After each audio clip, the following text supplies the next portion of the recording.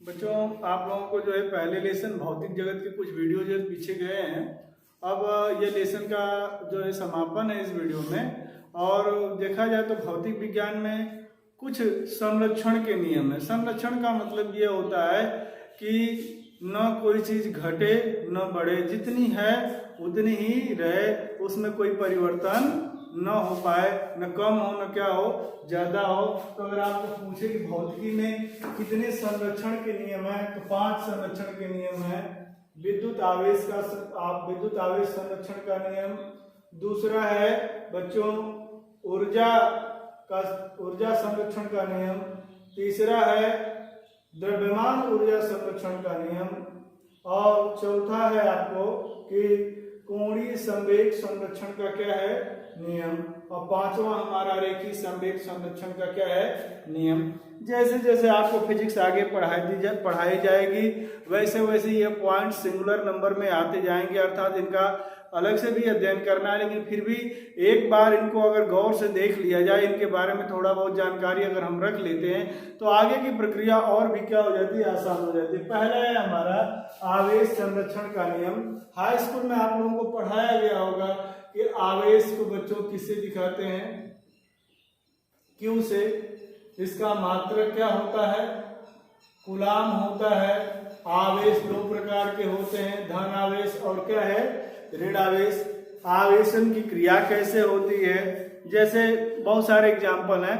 यदि रेशम के टुकड़े को कांच से रगड़ा जाए, कांच की छड़ से रगड़ा जाए तो कांच की छड़ धनावेशित हो जाती है और रेशम के टुकड़े पर कैसा आवेश आ जाता है, ऋण आवेश आ जाता है। यह क्रिया इलेक्ट्रॉनों के स्थानांतरण के कारण होती है। तो मैं आप लोगों को बताऊं कि हमारा पॉइंट है आवेश संरक्षण का नियम। तो सीधी सीधी बात आप दिमाग में रखिएगा कि विद्युत आवेश को न तो क्या है नष्ट किया जा सकता है और न ही उत्पन्न किया जा सकता है। इसे केवल एक वस्तु से दूसरी वस्तु पर स्थानांतरित किया जा सकता है। जैसे हमने बताया कि जब हम रेशम को कांच की छड़ से रगड़ते हैं तो आवेश जो है कांच की छड़ पर से किस पे चला जाता है, रेशम के टुकड़े पे। तो इसका मतलब हुआ कि आवेश को एक वस्तु से दूसरी वस्तु पर क्या किया जा सकता है, स्थानांतरित किया जा सकता है। जैसे आप अपने मोबाइल की बैटरी चार्ज करते हैं तो चार्ज का मतलब क्या होता है, आवेश। आप अपने बोर्ड में जो आवेश आ रहा है वो अलग वस्तु पर है, चालक तार पे है, उसको फिर किस में आप संग्रहित कर लेते हैं, बैटरी में। इस तरह से आप ये दिमाग में रखिएगा कि हाँ आवेश न तो उत्पन्न किया जा सकता है न ही क्या है नष्ट किया जा सकता है, लेकिन आवेश को एक वस्तु से दूसरी वस्तु पे स्थानांतरित किया जा सकता है। इसी को आवेश संरक्षण का क्या कहते हैं, सिद्धांत। दूसरा बच्चों ऊर्जा संरक्षण का नियम। देखिए बहुत सारी ऊर्जाएं होती हैं, ऐसे तो ऊर्जा संरक्षण का नियम साधारणतया बता सकते हैं। जैसे आवेश संरक्षण का नियम है कि ऊर्जा न तो नष्ट की जा सकती है और न ही क्या है उत्पन्न की जा सकती है। ऊर्जा को एक रूप से दूसरे रूप में परिवर्तित किया जा सकता है।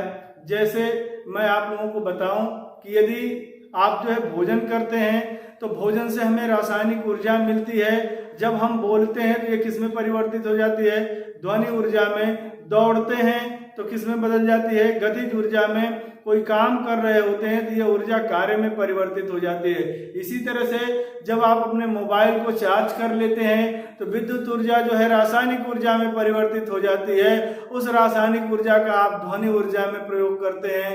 अगर मोबाइल से टॉर्च जलाते हैं तो वो जो है कि प्रकाश ऊर्जा में परिवर्तित हो जाता है। तो मतलब यह है कि ऊर्जा को एक रूप से दूसरे रूप में बच्चों परिवर्तित किया जा सकता है, लेकिन न तो नष्ट किया जा सकता है न ही क्या है उत्पन्न किया जा सकता है। दूसरे रूप में भी अगर हम देखें परिभाषा बनती है कि संरक्षित बलों के अधीन किसी वस्तु की कुल गतिज ऊर्जा एवं स्थितिज ऊर्जा का योग क्या होता है, संरक्षित होता है। अर्थात कभी गतिज ऊर्जा स्थितिज ऊर्जा में परिवर्तित होती है, कभी स्थितिज ऊर्जा गतिज ऊर्जा में परिवर्तित हो जाती है।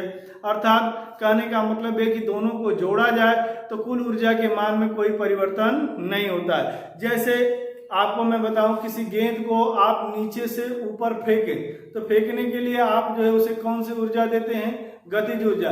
धीरे धीरे गेंद का वेग क्या होने लगता है? कम होने लगता है।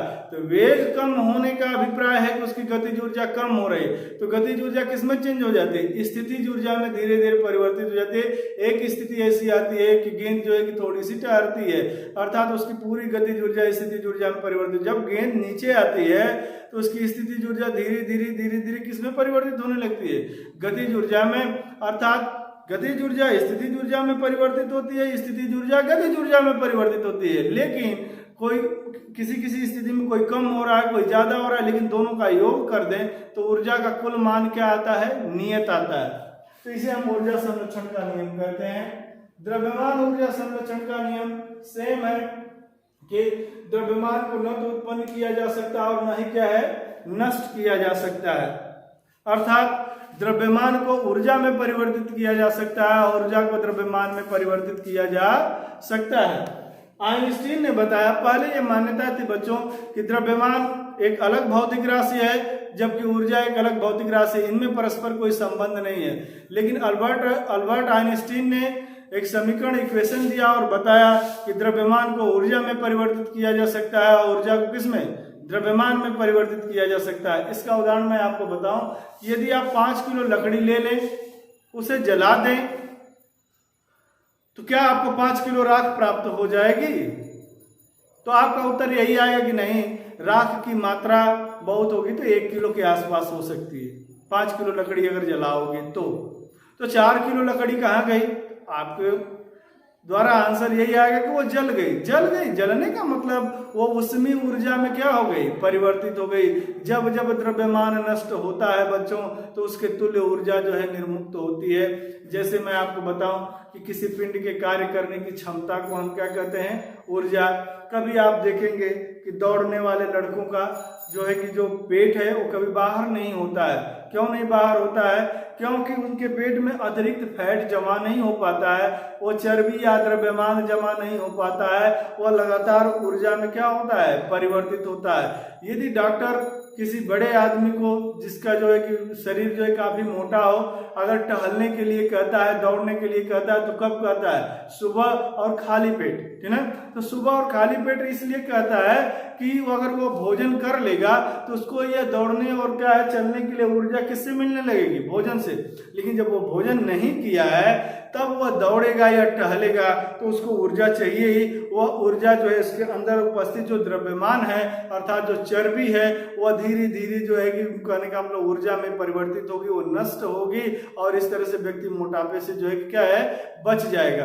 तो मैं आप लोगों को बताऊं कि हमेशा व्यवहार में ये दिमाग में रखिएगा कि जहां भी द्रव्यमान नष्ट होगा उसके तुल्य ऊर्जा क्या होगी? निर्मुक्त होगी। इसके लिए आइंस्टीन ने एक समीकरण दिया कि यदि डेल्टा एम द्रव्यमान की क्षति होती है तो उसके समतुल्य ऊर्जा E बराबर डेल्टा एम इंटू क्या है? C square. जहां E जो है उत्पन्न हुई ऊर्जा है, डेल्टा एम जो है नष्ट हुआ द्रव्यमान है, C प्रकाश की क्या है? चाल है निर्वात में। तो निर्वात में प्रकाश की चाल आप लोग हाई स्कूल में भी पढ़े होंगे, 3 × 10 की घात क्या होता है? 8 मीटर प्रति सेकेंड।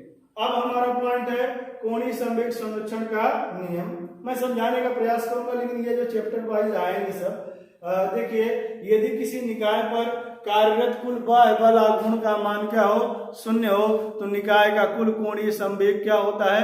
संरक्षित होता है, अर्थात उसमें कोई परिवर्तन नहीं होता है। इसी तरीके से बच्चों अगर देखा जाए तो रेखीय संवेग संरक्षण का सिद्धांत है।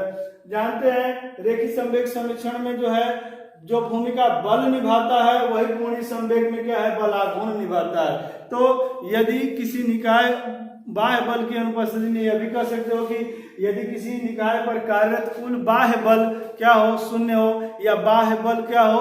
अनुपस्थित हो तो निकाय का कुल रेखीय संवेग क्या होता है? संरक्षित होता है। मैं आप लोगों को बताऊं कि अप्रैल महीने में कुछ वीडियो हमारे पहले लेसन के गए थे, दूसरे के भी गए थे, लेकिन फिर से हमने रिवाइज कर दिया है कि जो बच्चे नहीं जुड़े हुए थे इस मतलब ऑनलाइन व्यवस्था से, वह जो है कि इस व्यवस्था से जुड़कर इसे पुनः लाभ इससे प्राप्त कर सकें। फिर आपको दूसरे चैप्टर का वीडियो जो है जाएगा और इसे अच्छे से स्टडी कर लीजिएगा।